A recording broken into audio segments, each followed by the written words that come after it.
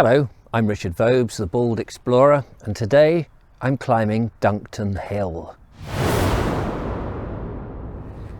It's a bright, sunny February day and I'm out in West Sussex, just south of Petworth and just south of the village of Duncton, which is behind me. The old village and the church, the farm, manor farm I think it's now called, and the lovely green fields, etc. But I'm climbing, or the intention is to climb Duncton Hill. I'm right at the bottom where the road snakes around and weaves its way up, but I'm not going via the road, of course. I'm taking a public footpath, and I'm starting here, and I believe, with any luck, I'm going to see a few lime kilns. Never mind that, I've already seen some snowdrops, which is fantastic. Spring is on its way.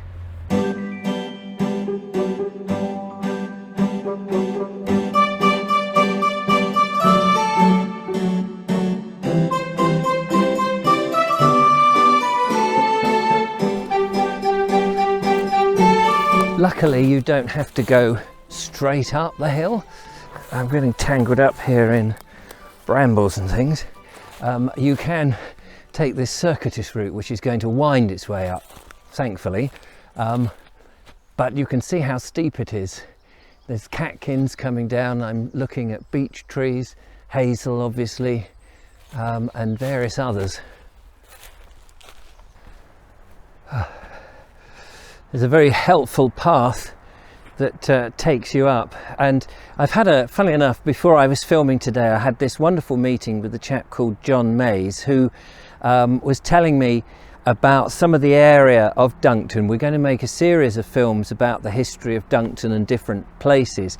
I'm sort of connected to Duncton in as much as that I used to live in Petworth as a kid, and very often would make my way down to Chichester and go on this road and cycle up Duncton Hill, which is no mean feat, or drive up there. And in those days when I was a bit younger, the cars weren't as powerful, or at least the car I had wasn't as powerful, and it did take a bit of an effort. It was one of those will it, won't it, get to the top. But John was telling me that there are some lime kilns very important for the history of Duncton up here, and we will do a video about it in greater detail. This one is really just me exploring the area and having a little look to try and get to the top and see if there is a view to take a lovely picture from. There is a viewing place just up the road there, which you can pull in on the car, but I want to walk and I want to take you with me. So come on.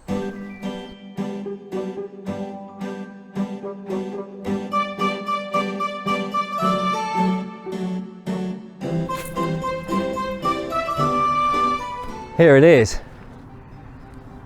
This is the lime kiln. I don't know how many lime kilns there are up here, but obviously this is one of them. I'm not sure of the date, but I think it's about 1800, something like that, John was telling me.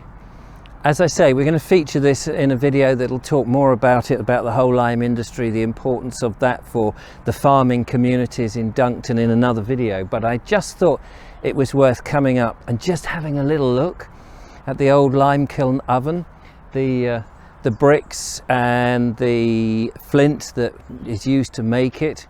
The chalk was turned into lime and used particularly for agriculture around here. I don't think it's used quite so much because it's too powerful now, but back in the old days it was a way of getting rid of the acid, I think, from the soil.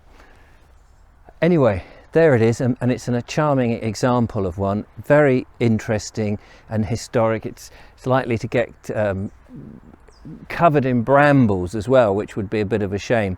So it needs a little bit of love and attention. But yeah, it's on a public footpath and you can come and you can have a look at it and you can wander.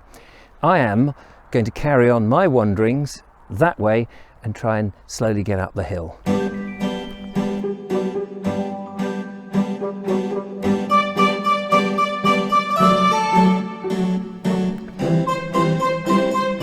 The chalk is clearly visible as you walk up the banks on this beautiful old lane, and actually this lane has probably been here as as long as the lime kiln has. You can see not only the chalk but the indentations, and it makes you think, doesn't it?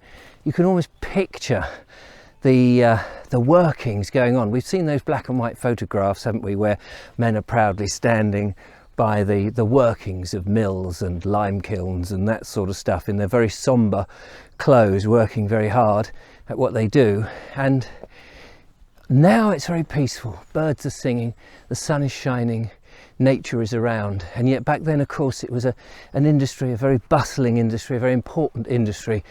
It's hard to imagine it sometimes when you walk through these tracks of history.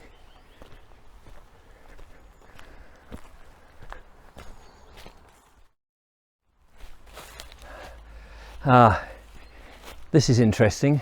It's come up a little bit now, and I'm on top of where the lime kiln was.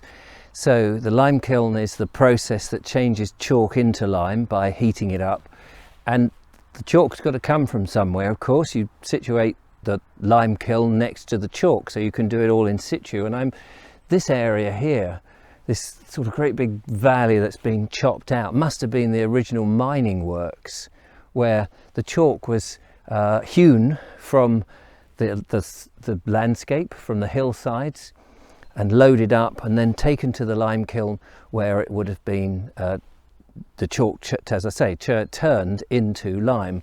And it's quite a big area now. It's all overgrown. This would have been gleaming white, so the chalk would have been obvious to the eye.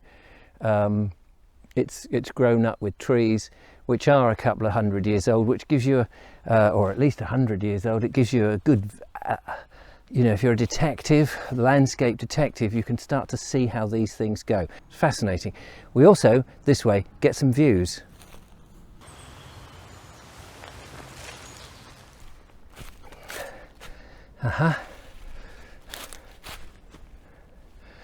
That's a very interesting sign. It's given me a number of routes, 1, 2, 3, 4 different routes to go down. The one I've come up, which is the lower in this direction, there's a second one and a third one, and then one that goes backwards. And I'm assuming that because you can see the tyre tracks, that the vehicles are coming, I think, from down in that direction.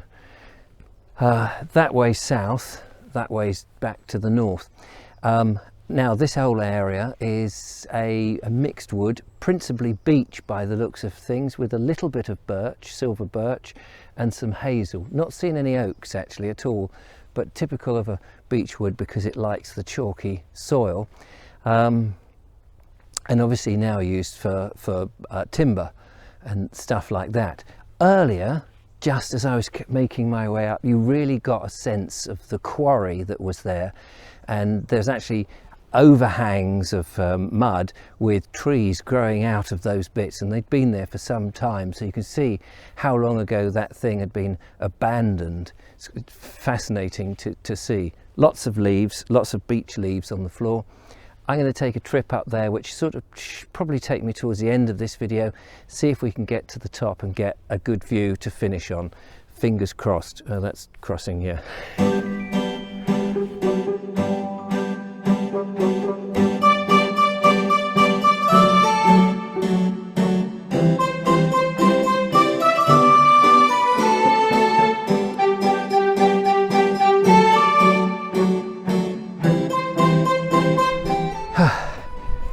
West Sussex Literary Trail, it says. Public footpath heads this way. We're opening out now onto a wider scope, and I'm hoping to see the view.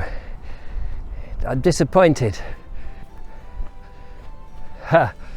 Well, it is a little disappointing because there's trees and it goes down, and actually which block my view, the trees. But the path continues across this field here, so unfortunately I'd have to go miles, and then presumably over there somewhere would be the end view, which I don't have, and I apologise for that. It's been a hefty climb up this far, but we've run out of time. I will be back, as I say, hoping to talk to John about the lime kilns and the history and all of that, the importance, and there will be more videos about Duncton and its history. Interesting stuff like, for example, the oldest working bell, church bell in the country at Duncton. More on that in a future video. Don't forget to subscribe, like, comment, tell me what you think. If you know the area or have some history or some pointers, always lovely to hear from you. And of course, you can become a patron and help support what I do by putting a little bit of petrol in the tank. Buy me a cup of coffee maybe, or make a small donation, entirely up to you. Thank you so much, it's been great. I'm going to catch my breath and slowly meander my way back in this beautiful February sunshine. It's gorgeous. Till the next one, thanks for watching, bye bye.